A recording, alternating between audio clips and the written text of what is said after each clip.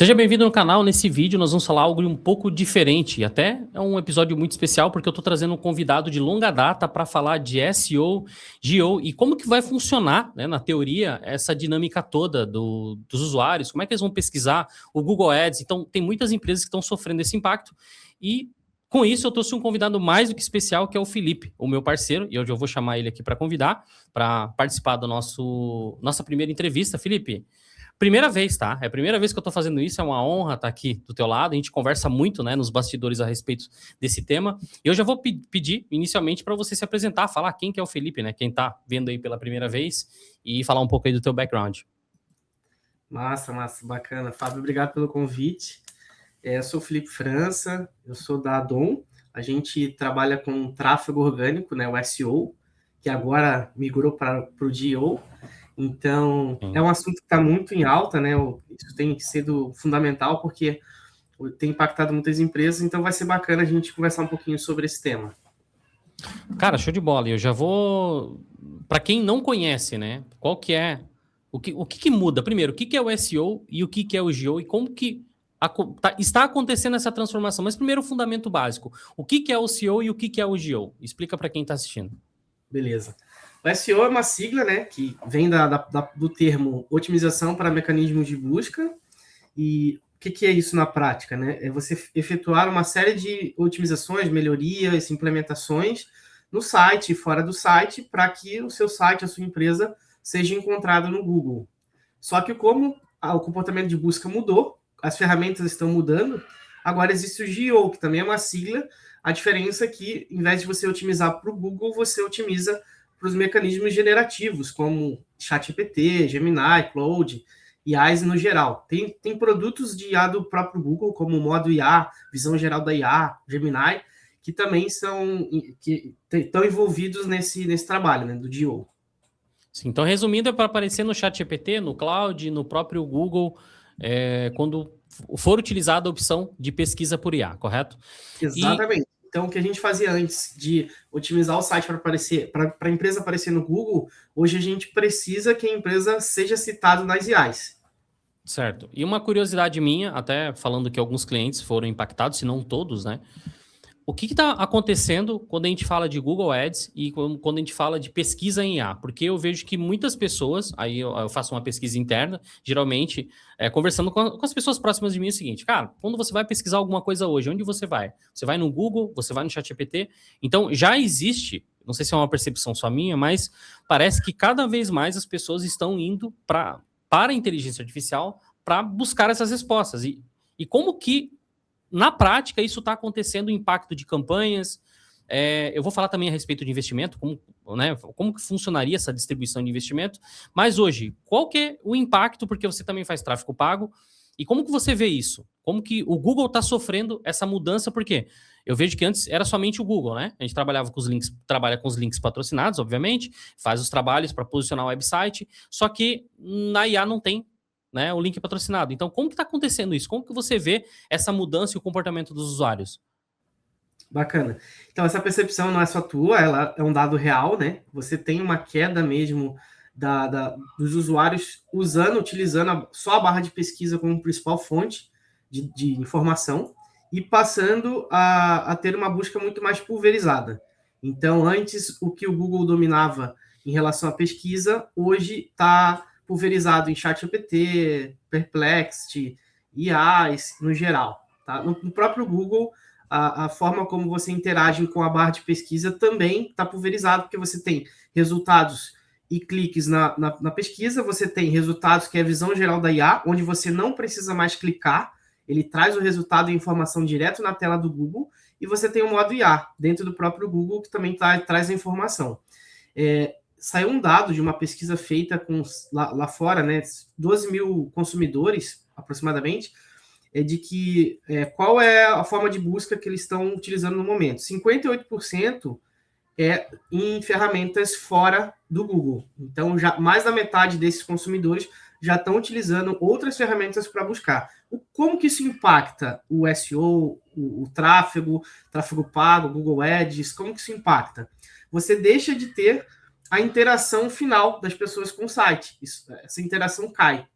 Então, o que antes era a pessoa fazia pesquisa, entrava no site para coletar informação, agora é a IA que faz isso. A pessoa interage com a IA vai lá no site, traz a informação e devolve para ela. Aí você tem uma queda no tráfego orgânico direto, as pessoas continuam pesquisando, elas só não estão clicando tanto quanto antigamente, principalmente em pesquisas informacionais de blog, por exemplo. Como fazer isso, como fazer aquilo. Se a IA já te responde, mesmo que ela colete aquela informação de um blog post, a pessoa não precisa clicar e ler. A pessoa só precisa da resposta. E no Google Ads você vai ter ali um resultado de, inicialmente, um aumento de custo, né? Você tem um leilão mais caro, você tem menos gente pesquisando, menos gente clicando, leilão mais caro. O que está vindo por aí, né? Que provavelmente vai ser o futuro? Uma mudança total. Google muda, deixa de existir a barra de pesquisa tradicional, passa a entrar de vez. Modo IA. O modo IA, interação com a IA, que provavelmente vai ser mais agêntico do que é hoje, né? Hoje ele é muito mais resposta, ele não executa tantas tarefas, então provavelmente ele vai executar tarefas também. E o link patrocinado vai estar ali no meio. Então, hoje, no modo IA, você não tem isso de forma explícita, vai passar a estar, né? Então, o link patrocinado vai continuar, só que a forma como você interage, a interface é diferente. E o ChatGPT também anunciou, né, que já tem tráfego pago no ChatGPT, já está testando em outros países, fora do Brasil. O Brasil já tem disponibilidade de cadastro para receber as primeiras novidades, mas ainda não tem nada em prática. Então, acho que impacta no primeiro momento, mas o marketing digital, o tráfego pago, e no geral vai continuar existindo, só que de forma diferente. A diferença é o search, né? Então, a gente está falando daquele usuário que iria para o Google e até acabou aquela superioridade do Google, né? Porque agora apareceram vários concorrentes e muitos deles de peso. Antes, onde num cenário só existia o Google, onde nós pesquisávamos uma empresa e trabalharia no Google Meu Negócio. E é interessante, tá, esse ponto que você fala, porque nós estamos falando, quando a gente fala de Google, a gente está falando de Google Meu Negócio e tudo que envolve o Google, tirando... Até o YouTube ele puxa, né? O agente de IA ele vai puxar também, obviamente, mesmo trabalhando do Google, mas se você utiliza ChatGPT ou outra plataforma, ele pode puxar do YouTube nas transcrições para entregar a resposta para IA. Tem esse poder também, correto? Mas agora, imaginando o cenário, né? A gente está falando antes do Google com os seus produtos, liderando uma parte do mercado gigantesca e agora está sendo diluída entre vários outros players. E o cenário também muda, porque o Google ele vive do link patrocinado, onde um ChatGPT, um Cloud e essas outras ferramentas, elas vivem também de assinatura. Então, é uma revolução gigantesca que está acontecendo. E outro detalhe, falando até da parte da gestão de tráfego, quem trabalha somente com isso, eu imagino o cenário ele não é positivo, né? Para quem trabalha, vai precisar se readequar ao mercado. Por quê? Se a gente tinha somente Google para poder anunciar, falando, né, do search, o principal player, cara, agora a gente está falando, sei lá, vamos dividir isso aí no mínimo em 5 plataformas, onde o Google está batalhando, onde ela não estava sozinha, e agora tem vários players aí no mercado, onde, enfim, todo o mercado está sendo afetado, e obviamente o planejamento de marketing, exibição, e é isso, essa próxima pergunta que eu vou fazer. Porque, indo para a minha pergunta, é o seguinte, eu penso o seguinte, quando nós íamos não, né, nós trabalhamos ainda como agência, então o que acontece? Quando a gente vai avaliar o planejamento de marketing de uma empresa, a gente coloca... Primeiro a gente analisa se tem... Falando de um orçamento baixo, empresa pequena e média que vai startar algo no marketing ou pensa em iniciar um trabalho com a gente. A gente pensa sempre se há demanda no Google, correto? Se tem demanda no Google, a gente prefere o Google Ads porque a gente está falando de fundo de funil. Então isso tem uma tendência em converter mais fácil, em trazer esse cliente de uma maneira mais fácil. Agora, imaginando nesse cenário, né? A gente falava o seguinte, ó, primeiro vai para o Google. Depois que você tiver um bom posicionamento, estiver rentabilizando ali com o orçamento que você está aplicando no Google, cara, coloca as redes sociais para ter um trabalho profissional. Depois disso, quando você já tem um marketing mais evoluído, faz o quê? Evolui para um SEO. Por quê? A gente está falando aí de médio e longo prazo. Só que eu vejo que agora, esse cenário, o SEO está vindo para frente. Por quê? O Google está baixando drasticamente, o pessoal está indo para SEO, ou melhor, está indo para os agentes de IA. E a minha pergunta é, se fosse para iniciar um investimento de uma empresa que tem, vou colocar uma média aí, R$2.000 por mês, de R$2.000 a R$5.000 por mês, como você dividiria esse investimento em percentual? Você colocaria 50% pensando em tráfego pago, orçamento, eu estou colocando orçamento de mídia mais a agência, e o restante fazendo otimização para IA, como que você pensa isso? É 30% de um lado, 50% cada lado? Como é que você pensa esse cenário? Entendi, bacana. Tem aquela resposta que ninguém gosta de ouvir, que é depende, né? Então, você sabe depende, bem, né? Depende do nicho, depende de qualquer empresa, ticket, vários fatores. Mas, em geral, assim, eu vou trazer primeiro um fato. Se torna inevitável daqui para frente a empresa profissionalizar o marketing dela. Até então, a gente tinha uma internet que era de quem chegasse primeiro e descobria o ouro.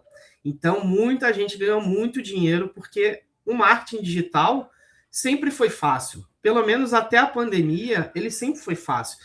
Então, você tinha pouca concorrência, as empresas ainda Era têm exibir, muito, né? ainda Basicamente tem era muita empresa aparecer. que não tem site, cara, não está no digital. Sim. Então, era simplesmente você fazer meia dúzia de coisas e você aparecia e tinha resultado. Infelizmente, isso acabou. Então, esse negócio de faturar 200, 300 mil reais e querer investir R$ 1.000, isso acabou. Vai ter uma relação muito mais profissional nessa história. Você deixa de depender de um canal apenas e passa a ter que construir a tua reputação online em diversos outros canais, porque a jornada de compra ela está cada vez mais pulverizada. Então, você acabou de falar de pesquisa pulverizada, não é só mais no Google, é nas IAs, a jornada de compra ela está assim. Então, o usuário, ele antes de decidir, ele já foi na rede social, ele já foi no YouTube, ele já pediu indicação para amigo, ele já viu outdoor, ele viu Netflix, ele viu Cazé TV, e no fim das contas ele vai no Google lá e compra. A atribuição da conversão fica para o último clique, mas na verdade a jornada foi construída em várias camadas. Então, o que a gente tenta entender aqui em relação à divisão de verba? Primeiro, o que pode dar resultado rápido. Então, retorno de investimento rápido. Então, inevitavelmente, é tráfego pago. Então, a gente dividiria a metade, ou se não a maior parte da verba para tráfego pago de retorno direto. Se a empresa tem característica de Google, ou seja, o usuário busca intencionalmente por aquela solução, é Google Ads, inevitável. Então, ainda funciona muito bem, teve uma queda, mas está muito longe de acabar. Então, seria 70%, 60% do Google Ads. Já investiria automaticamente o restante em SEO, DEO, para ter essa estruturação, né? Tem uma coisa que é chamado nesse novo momento de branding semântico, como se fosse isso, né? A relevância que a marca tem em toda a internet, no site e fora do site, para quando as pessoas pesquisam por produtos, por soluções, por informações, o quanto que ela tem isso. O SEO torna-se, então, muito fundamental para essa construção. É no site que são feitas essas estruturas, arquiteturas de informação, seja ela institucional, seja ela informacional, e principalmente se ela tiver alguma coisa real de dado, né? Por exemplo, dados proprietários, informações novas que não são consenso na internet, são coisas novas, cases, números, transformações que as empresas conseguem promover para os seus clientes e tudo mais. Então, esse investimento é muito importante para o futuro, né? E aí, uma parte pequena para os outros canais, mas aí vai depender do nicho, porque tem nicho que vai funcionar melhor em rede social, a gente só troca um pelo outro, né? Então, tráfego pago na rede social e não no Google. Então, se eu vou pegar um cenário, eu poderia dizer, caso que do orçamento total, de alguma maneira, se entrar, né, dentro desse planejamento, colocar pelo menos 10% ou 20% disso, pensando a longo prazo, correto? Porque já vai ser a próxima pergunta também, que é quanto tempo médio eu consigo ter os primeiros resultados aparecendo lá? Cara, quando alguém vai pesquisar dentro na minha região, exemplo, eu trabalho com entrega de gás e água, ou eu conserto equipamentos. Quanto tempo eu consigo, depois de fazer um trabalho de SEO, otimização da plataforma, se eu não tiver nada, lembrando disso, talvez seja até interessante para quem está vendo, eu dividi isso em duas camadas. Para quem não tem nada e para quem já tem algum tipo de relevância no Google. Tem algum tempo médio que fala assim, cara, esse cara aqui mínimo 6 meses, 3 meses, já consigo exibir. Fala um pouco a respeito de tempo de resultado para aparecer nas pesquisas de IA. Entendi. A gente tem uma velocidade mais rápida de resultado, diferentemente do SEO, quando a gente está falando de citação de informação, citação de conteúdo, por exemplo. Então, eu preciso fazer essa distinção de métrica para ficar mais fácil a compreensão e para também não falar uma coisa errada.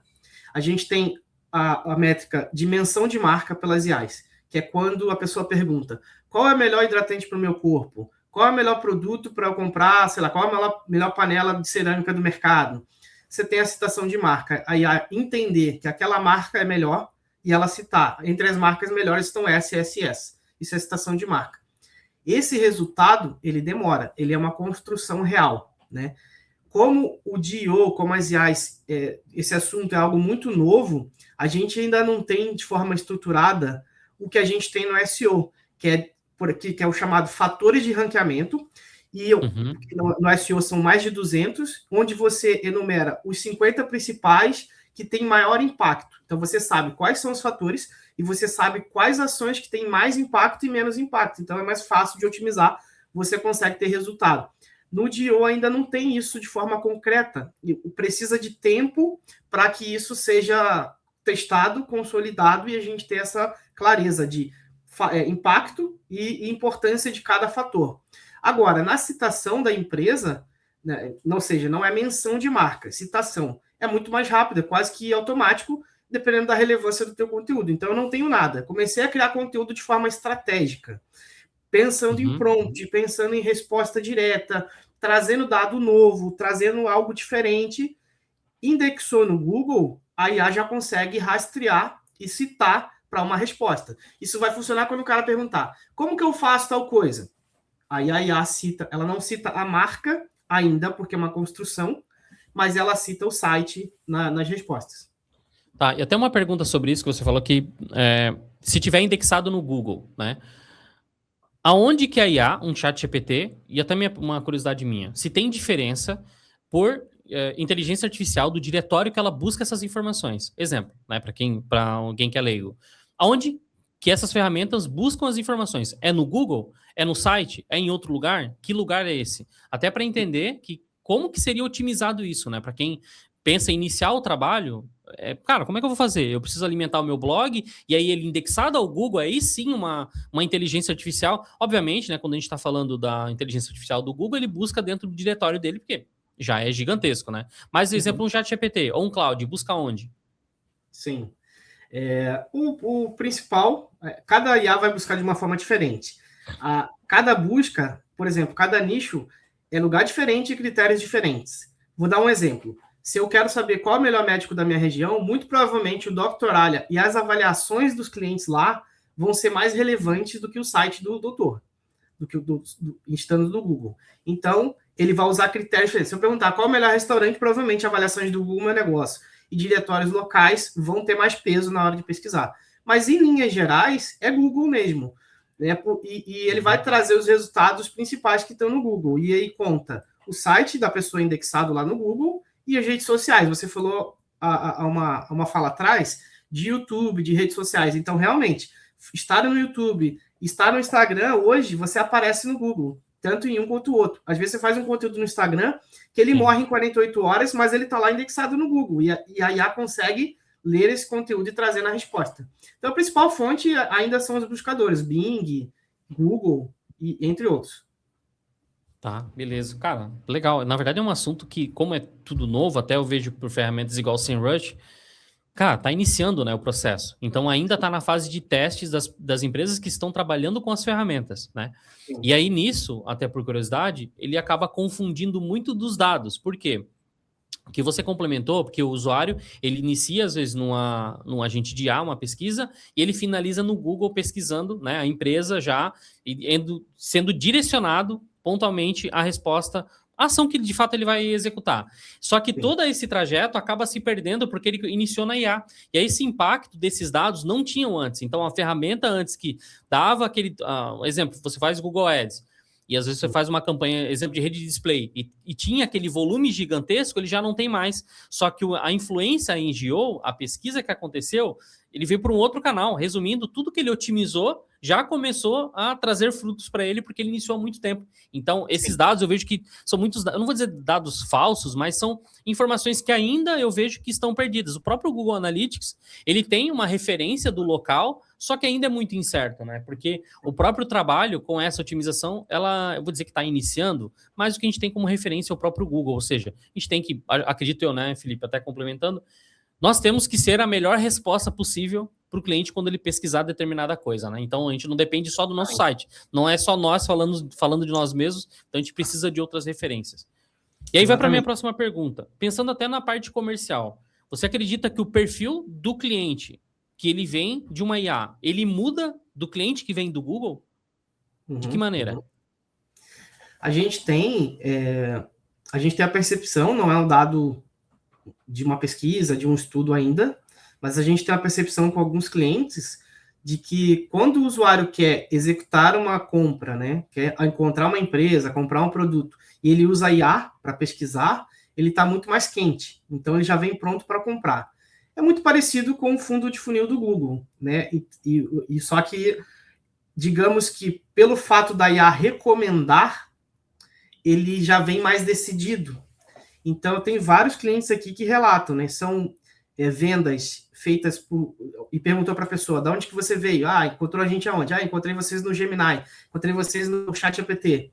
Às vezes não são vendas em grande quantidade, não são muitas vendas, mas são vendas rápidas, fáceis de fazer, vindo pelas IAs.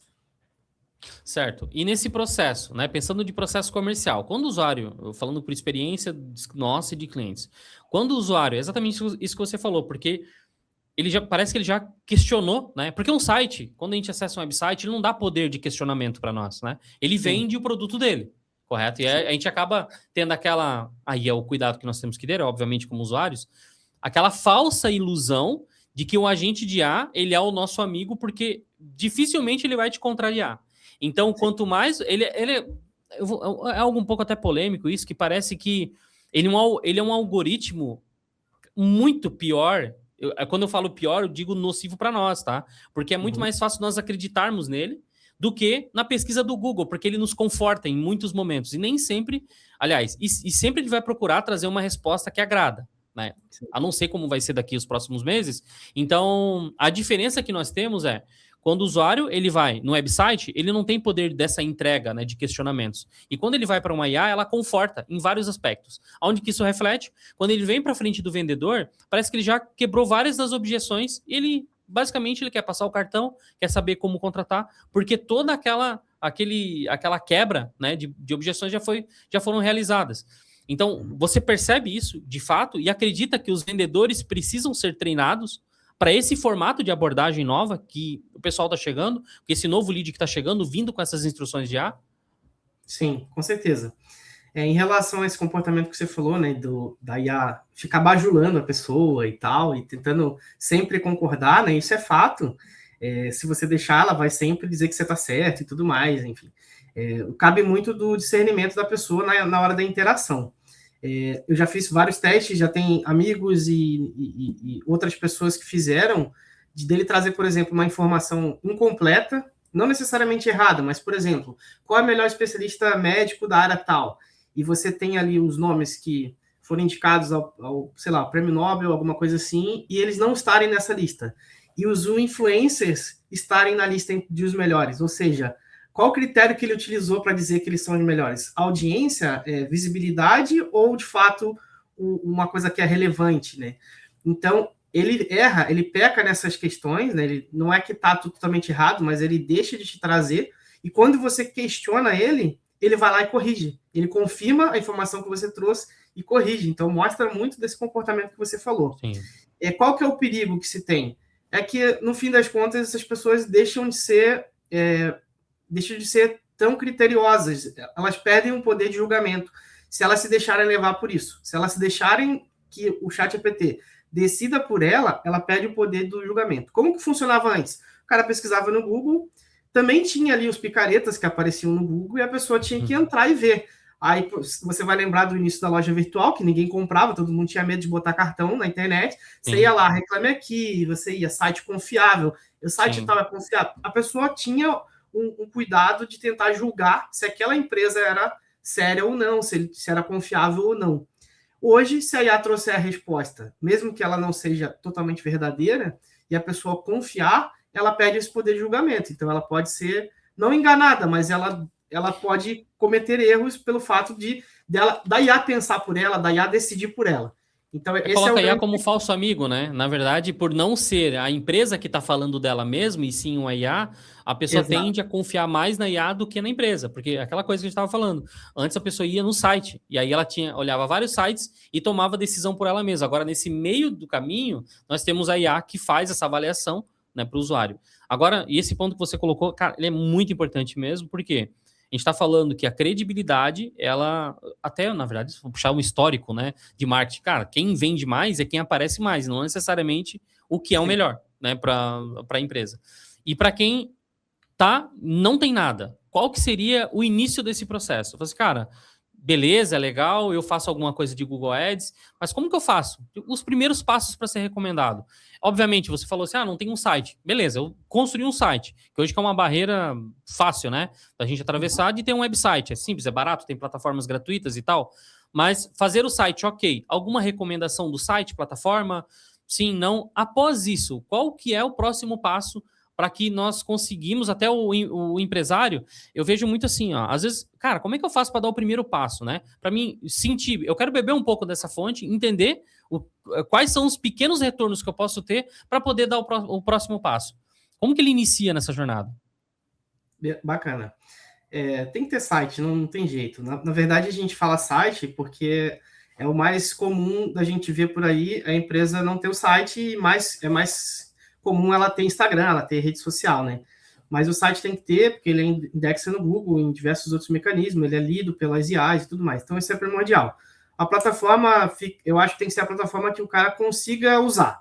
Então, se é mais fácil ele usar o WordPress, que é o que todo mundo usa, vai no WordPress, não pensa em fazer site com Lovable IA. Se depois você não vai conseguir mexer em código e alterar, se isso vai gerar uma dificuldade. Vai ter um site muito bonito e rápido de fazer, mas talvez engessado. Então, a plataforma, eu acho que tem que ser o que ela consegue usar no dia a dia. Que passos que a pessoa tem que tomar ali, né? É ter uma estruturação de arquitetura pensando já em SEO e IO. E a própria IA te ajuda a fazer isso. E o que é essa arquitetura? Como que você vai ter as páginas do teu site dispostas ali de forma categorizada, hierárquica, para você apresentar o que você é, o que você faz e o que você vende. Então, não estou falando de blog, tá? Site. Então, tem que ter uma estrutura lógica. Então, eu tenho uma camada institucional, que eu vou apresentar sobre a empresa, dados, histórico, cases, documentos, páginas legais como política de privacidade, termos e condições. Eu vou ter uma camada institucional também voltada a conteúdo. Eu posso ter, por exemplo, falando de comparativos da empresa, trazendo, como eu falei, case, né? Pode estar nessa camada. E eu vou ter a camada de soluções, serviços, produtos, e que também deve estar categorizada. Então, o ideal seria ter uma arquitetura mais robusta relacionada a isso. Muito parecida com loja virtual, categoria, subcategoria, produto. Então, se for serviço, seria a categoria de serviço, subcategoria, se for o caso, e o serviço em si.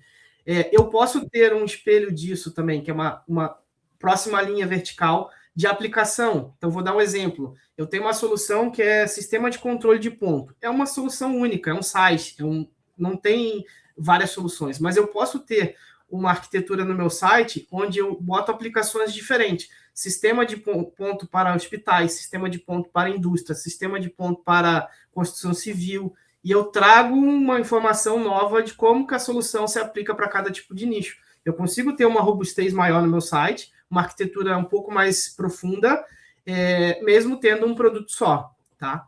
E, do outro lado, a gente tem o informacional, que aí entra o blog. Então, antigamente no SEO, pensava-se que a primeira coisa era fazer o blog.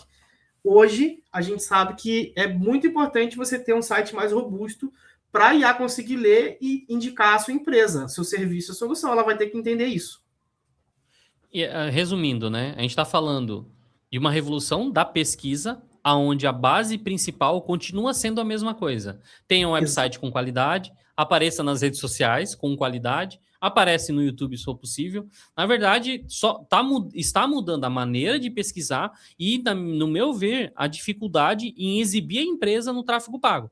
Correto? Porque está mudando o formato, está empurrando cada vez mais as empresas. E aí, vantagem para nós, né, Felipe? Quem trabalha com marketing, Isso é muito vantajoso, porque quem não tem estrutura não vai ser só pagando. E eu vejo também agora um crescimento gigantesco das próprias redes sociais, porque quando o Google começa a falhar, quando eu digo não o Google falhar, mas o comportamento do usuário modificando e não utilizando só mais o Google como ferramenta de pesquisa, como fonte central da pesquisa, a rede social começa a virar uma referência. Então, quem não colocava cara, quem não publica conteúdo, quem não tem material, começa a sofrer, empurrando, obviamente, tudo isso para um trabalho de uma agência, um trabalho profissional, correto? Correto, é isso mesmo. Cara, show de bola. Cara, fazendo uma última pergunta para ti, uma pergunta mais polêmica e eu vou colocar minha opinião também a respeito disso.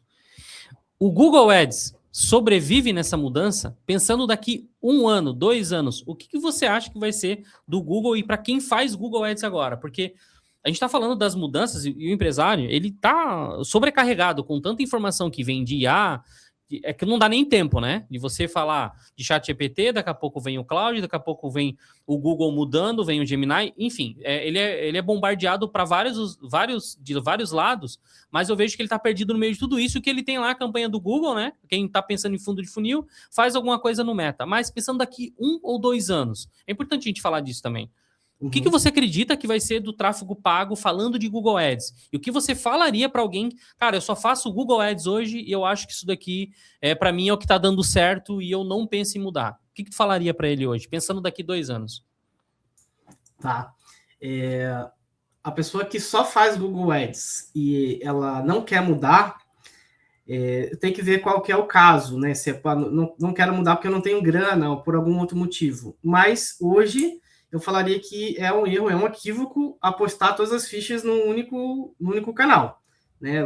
Você pode ter um principal canal, não tem problema nenhum, mas é muito importante no marketing atual a gente ter diversas frentes de atuação, diversos canais de atuação. Então vai ser muito importante a empresa ter presença em rede social, em YouTube, vai ser muito importante a empresa pensar em alguma coisa de conteúdo, mesmo que ela não tenha um trabalho estruturado de SEO, de IO, ela pensar em criar conteúdo, às vezes com a ajuda da própria IA. Então é muito importante ela olhar para essa pulverização de canal. A gente já falou isso sobre jornada de compra e tudo mais. Então, assim, não tem problema ela ter o canal de Google Ads como principal, mas é importante ela começar a olhar para outros canais.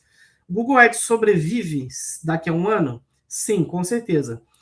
O Google Ads como produto do Google, hoje ele é o principal produto do Google, é uma fonte de receita muito relevante para o próprio Google e para a maioria das empresas do mundo. Ele vai sobreviver com certeza, porque o Google vai mudar, ele vai retirar a barra de pesquisa, mas ele vai trazer algo muito bom.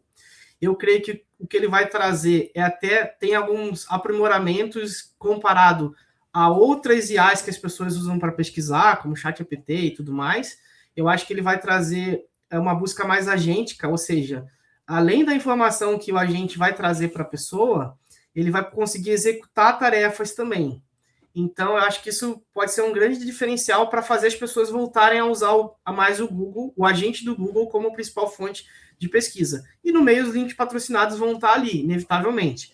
Então, o Google se ele muda a barra de pesquisa com links azuis, como a gente tem hoje, e passa a usar só o agente, os links azuis vão deixar de existir, mas o patrocinado vai continuar existindo. Então, assim como o ChatGPT já anunciou que vai ter o Ads, e é uma IA, o Google vai ter o Ads dentro da IA do Google.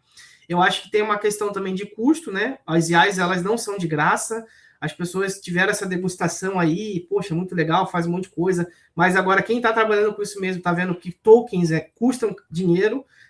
Não é barato, né?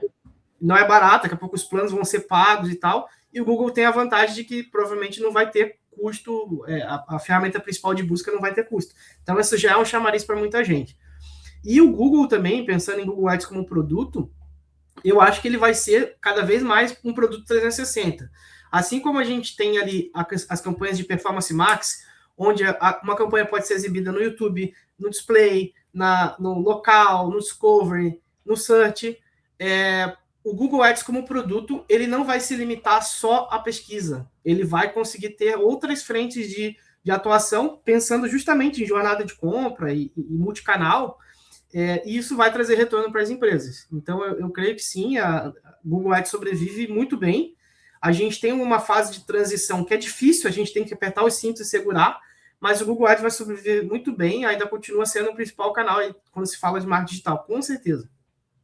Show de bola.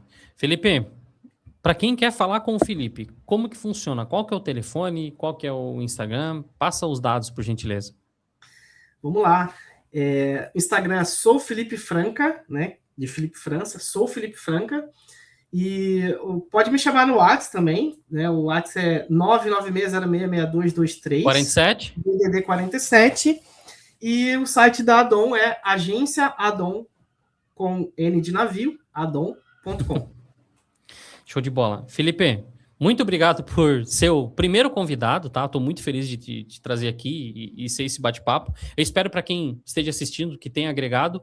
É um assunto, eu vejo que é muito delicado, também é muito polêmico, e o empreendedor, eu vejo que ele está muito perdido. Então, veja, reveja, pesquisa mais sobre isso, reveja o seu marketing também. Se precisar de alguma coisa, tem o Felipe aqui, tem nós aqui da 23A também, e o nosso objetivo é ajudar você a crescer, a desenvolver o negócio, e todos nós crescermos juntos, né? Esse é o foco. Felipe, mais uma vez, muito obrigado e até a próxima.